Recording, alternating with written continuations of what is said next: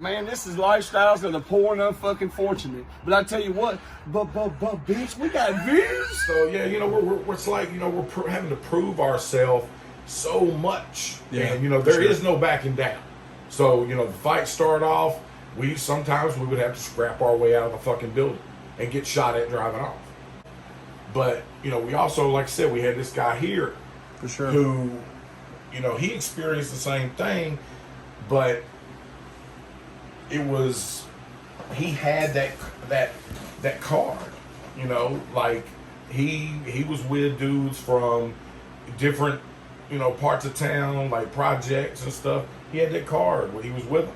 We didn't, you know what I mean? So like when we were invited to go to Hadley Park when we were like 15 years old by MC Desire, which shout out to Desire, that was the first besides the first white boy, which was EMAC, Southside Hustler, featuring the Hitman, and you know, that's who we wanted to be like.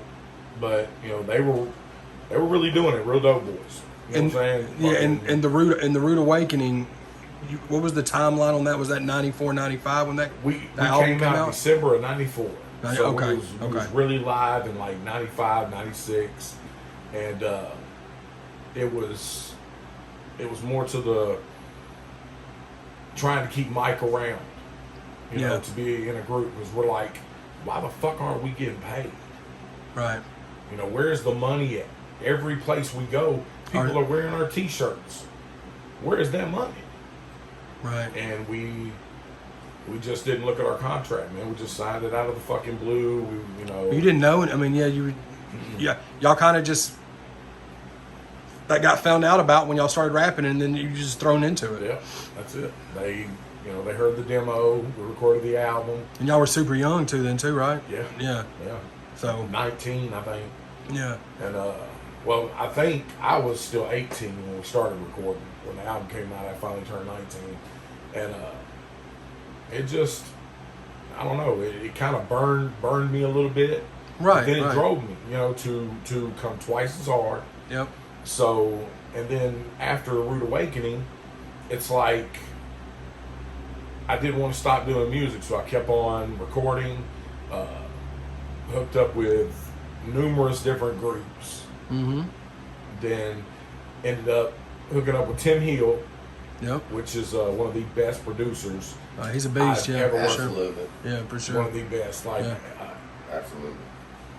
But he, again, you know, he produced me. He made me. He wasn't just a beat maker. Right. Yeah, right. Oh, God, man, he was a DJ. He could sing. He could play keyboard, drums. Play keyboards. Man, anyway, he knows. Shout out to him. Big time. Big Fingers, time. Man. Hillside Click for life. Yeah. You know, but so I got with the Hillside Click, and we were doing shows. It was, you know, it was kind of cool. This was like 99, 2000, you said? Right around there. Yeah. And, okay. So when that kind of eased off a little bit, I started going to Atlanta, and they had this thing called Showcase of the South. And me and another group, which was really me and two backup dudes. Yeah. And so we went to Atlanta. We'd have to drive back and forth, man, every fucking weekend for a rehearsal to do this thing on Showcase of the South. And it's pretty big. Frank Taylor owns it. You know, he's down there now. Shout out to Frank. So I got tired of driving down there. Yeah. And everybody was like, man, if you move down here, we can do this, and I guarantee you we'll get on. And so I ended up moving down there, like right after Chris Walton died, because I was kind of, I don't know, I was iffy about music. I was still doing it, but right, real life came into play, and yeah, for sure. And plus I wanted to get away. You know, I wanted to get away from Nashville, and so I ended up moving down there, and was in a group called the High Side, and it was me and my homeboy Jinx PT. Shout out Jinx PT, Jeremy, Bryant, much love. We started to make some fucking noise. Like, you know, we were opening for Titty Boy, which is now 2 Chainz. Oh, hell yeah, hell yeah. You know, we're doing stuff like that, opening for Ludacris. Yep. Like, sometimes we were in awe before we walked on stage. And that was when Titty Boy was with Disturbing the Peace, right? Like early on in his career. Yeah. 03, His mom was managing. Okay, yeah. And actually approached us a couple times. But we were already under Taylor Management, which is Frank Taylor. Gotcha. So that would have been, she knew Frank. So, and even at that time frame, there still weren't a lot of white rappers in the forefront at that time. Bubba Still, Sparks. and then Lil White was around that time, Yep. maybe a little after. Yep. Yeah, and Stack and Eminem. Yep. I guess that was pretty much That's it. Yeah. And, you know, we seen Bubba Sparks when we first moved down there. We also hooked up with Big Oomp Camp. Oh, I remember Big Oomp. Yeah. DJ Jelly, much love, man. DJ Jelly, DJ Chaos, man. Loco, much love, man. Good fucking people. Yeah. Good people. Took us in, let us record. Just good fucking people. So That's cool, finally, we got with this guy named Trax, and super producer, dude, super cool. We was working with the Dungeon Family, Califani. He recorded Goodie Moss first. Oh, that's album. awesome. Yeah. So we recorded in the same place that they recorded their shit in. And I was like, hell yeah, man, this is what's up. Yeah. And they seen us perform, dug the performance, was like, hey, would you guys want to get on this tour? And we was like, with who? And he was like, man, Goodie Mob. I was like, well, fuck yeah, are you serious? Yeah. And he was like, yeah, the Outlaws are going to be there. And he was like, you know, a couple other groups. And That's what you was telling me about off camera, about touring with them. Yeah, hell yeah. And it was wild. And we went down there, and I ended up having to battle like this room full of dudes. And me and Jinx, the only two white cats in the room. And there's like 15 dudes in there. And so I'm battle rapping all these cats because my homies done stopped, you know? Yeah, you got to keep going. Yeah. And so they ended up stopping. And I mean, when them motherfuckers ended up running out of words, I was like, whew. Like, man, I was running like, man, come on. You was running on E. You was getting ready. Super E. And I actually wanted the Apache down there. Oh, okay. Yeah, that's the place you go to, and you win the freestyle battle there. You know, it's Dreads and Beatnik was the judge and host, and so I ended up winning that.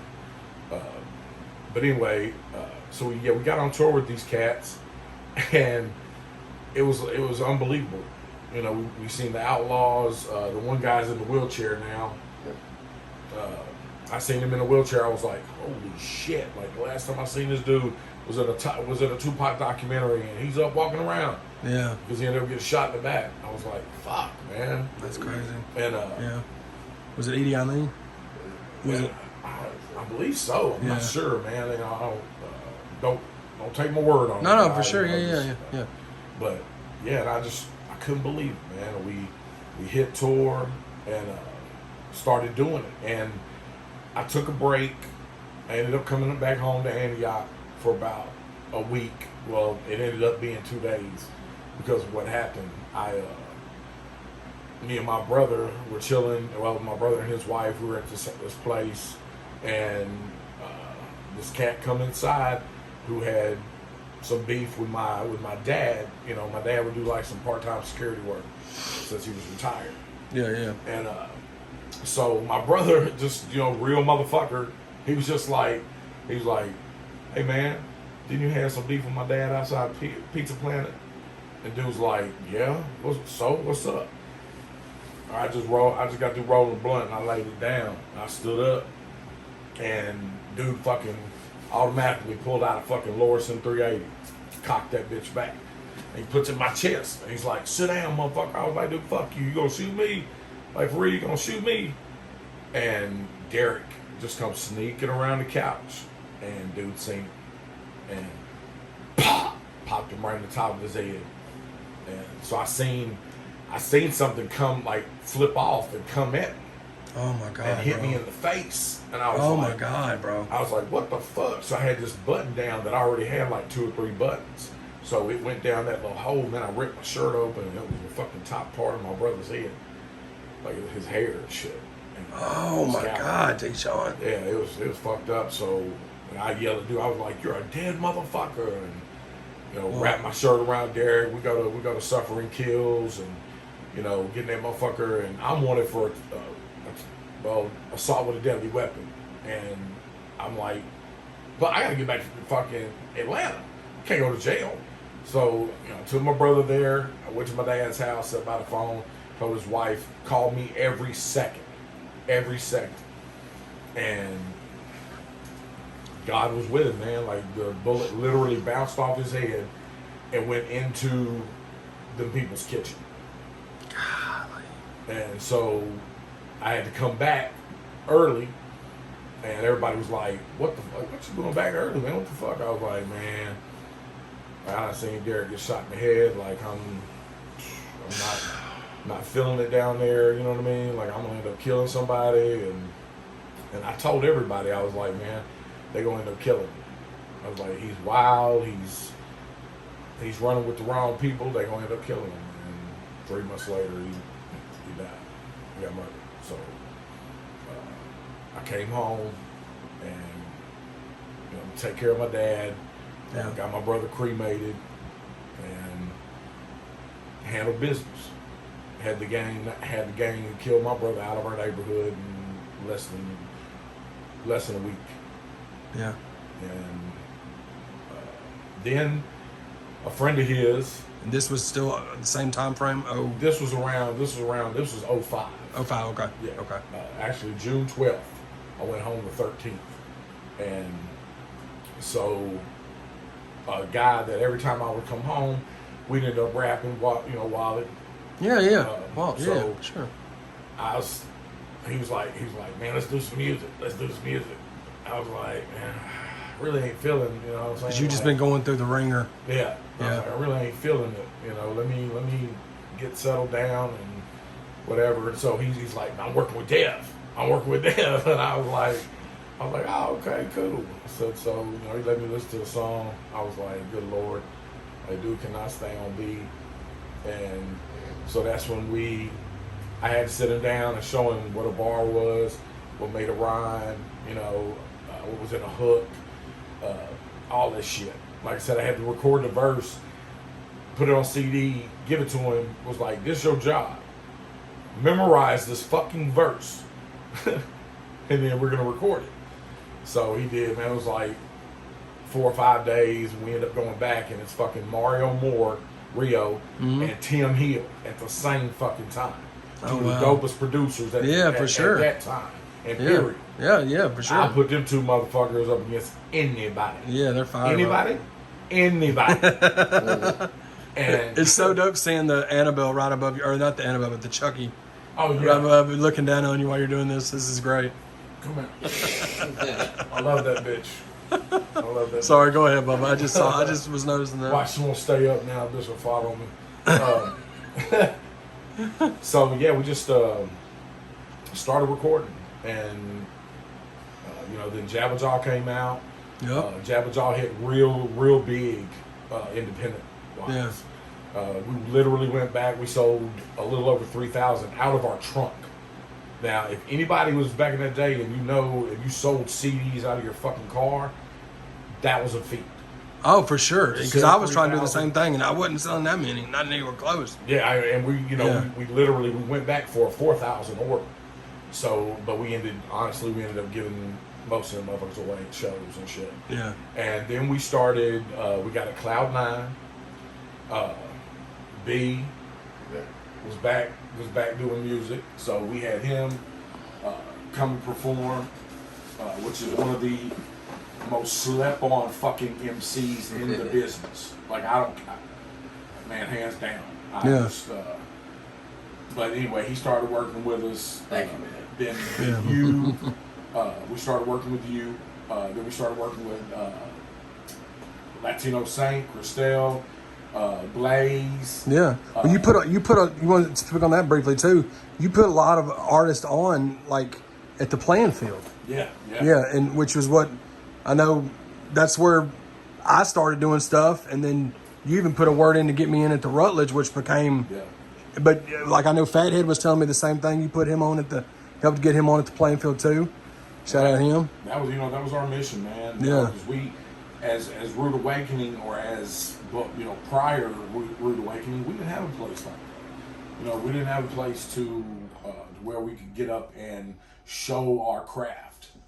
So when me and Unc started doing this and we were making a little money, we started hitting clubs up. Hey, what do you want for us to take this club over for one night? Then it was, splitting the door with them when they seen that we could pack it from the front to back. Yep. And I mean, you've been there, guys getting on ladders and filming because they can't walk around, and it just, and they came to see everybody. Mm-hmm. That was the best thing. We really were the headliners. We wanted to host it, do a few songs, but let our people headline it and show their talent and show their craft and show that different races can be on one stage and one fucking audience bounce the same tempo. Yep. And only see the performance, not see the color of skin. And that's what I dug. For sure. And it was... Jelly was doing shows with you. You always don't have Jelly. Yeah, for sure. Him and Strug. Yeah, him and Strug, for sure. Yeah, we literally went to Mario Moore's house, and it was a reunion for my brother to celebrate his life. And we got Jelly, Strug, me, and Unc on the song, and it's called Gangster. Oh, bro, it's gangster. That's just banging, bro. I remember that one. But so we laid them verses and took off to the damn playing field and did a show. And so we got pictures with Strug and Jelly, and like we literally had to tell these motherfuckers like he's not gonna drink, he's not gonna do any of that shit because they weren't of age. And so we got them in. It was like they're performing, and Jelly just fucking skyrocketed. Yeah, man, for sure. Like, and when he said that, I was an influence to him, like he's an influence to me. Like it has really gone 360. Yeah, it has really gone 360, man. And to see this dude do the things he's doing, I wish I could still be there, but I just, I've got some issues I deal with, with some mental illness stuff, and I'm not scared to admit it. You know what I'm saying? Yeah, for sure.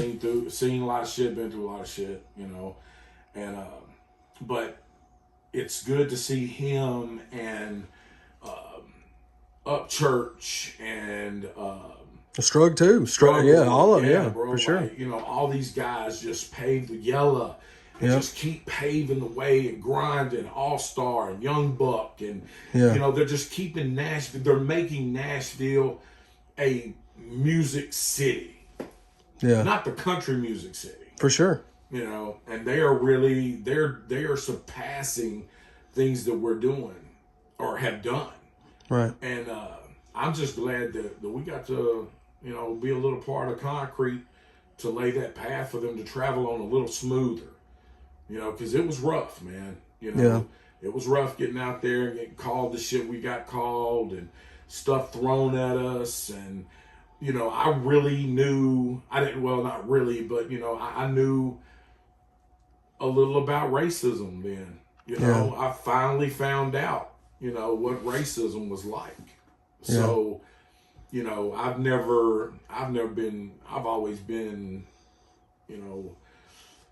I like the darker skin myself. So, yeah. You know what I'm saying? Like, even my wife, they think she's Mexican, but she's Native American. Much love to the Native Americans out there. Right. Like, feather, not dot. But then, so I came out, Albino Gorillas broke up.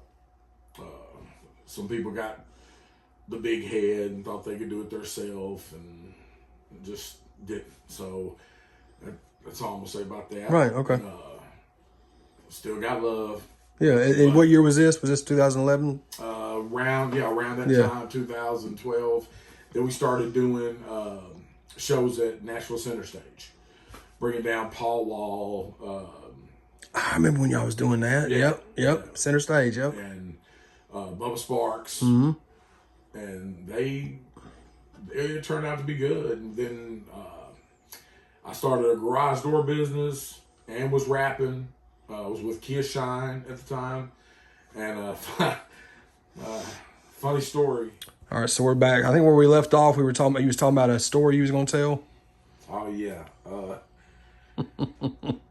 Funny story about T-Shon. You know, we ended up running with the same management, Starborn Management, Malibu. You remember Malibu? So anyway, they had, we had the same manager, and but prior to this, in around, I want to say 07, 08, we were nominated for Best Group, Best Live Performance, Best New CD at the SEAs.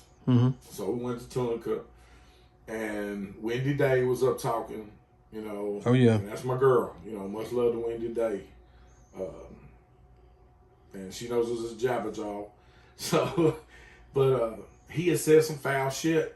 T-Shon had said some foul shit about Wendy Day, and Lex, Alex King, come over, start firing on dude. Oh, wow, I didn't know that. I come from the other side, start firing on dude. What? Yeah, bro. Like we